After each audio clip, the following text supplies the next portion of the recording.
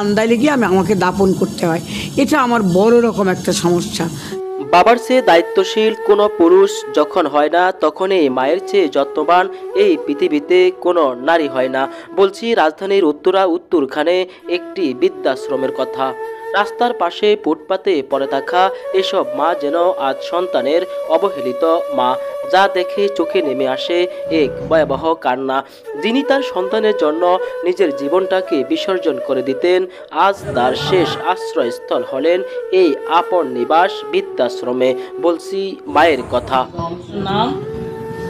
আমার নাম মোমেনা খাতুন। মামুনা, দেশের বাড়ি কোথায় আপনার? আমার বাড়ি খুলনা। আপনার ছেলে মেয়ে আছে আপনার? না, ছিল এনে নেই। ছেলে মেয়ে নাই?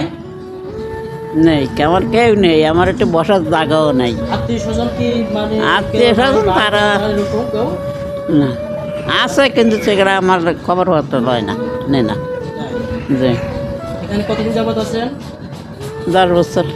10 বছর, মাশাআল্লাহ। ওয়ালাইকুম সালাম, ভালোই আছি। ভালো আছেন? আপনার নাম কি? আমার নাম হলো মনিয়ারা চৌধুরী।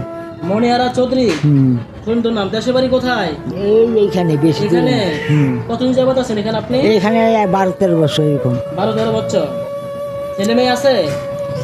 ছেলে মেয়ে নাই। আত্মীয় স্বজন কোনো খোঁজ খবর নেই? কোনো খোঁজ খবর কেউ নাই।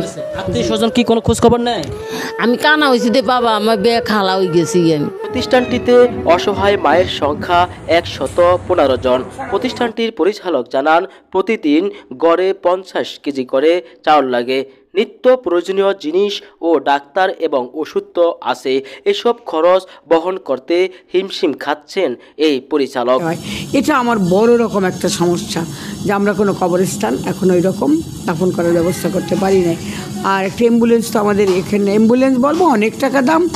যদি কোনো হৃদয়বান আমার এই কথাগুলো শুনে বা মনে করে, তাহলে পুরানো মডেলের মাইক্রো কম দামে হয়। আমি জানি সেটা রেট 15-16 লাখ টাকার মধ্যে, কিন্তু অ্যাম্বুলেন্স 70-80 লাখ টাকা, কারণ ওই অক্সিজেন এটা সেটা অনেক সেট করা থাকে। তা আমাদের অ্যাম্বুলেন্স দরকার না, আমরা ওই বড় লোক হই না। তা আমাদের এরকম কম মডেলে, কম পুরানো মডেলে কম টাকায় যদি একটা গাড়ি হয়, তাইলে আমরা হয়তো অনেকটা সমস্যার সমাধান করে ফেলতে পারবো। সব অসহায় মায়েদের হঠাৎ অসুস্থ হলে নেয়ার মতো নাই কোনো গাড়ি বা অ্যাম্বুলেন্স, মারা গেলে কোথায় দাফন করবে নাই কোনো জায়গা বা গোরস্থান।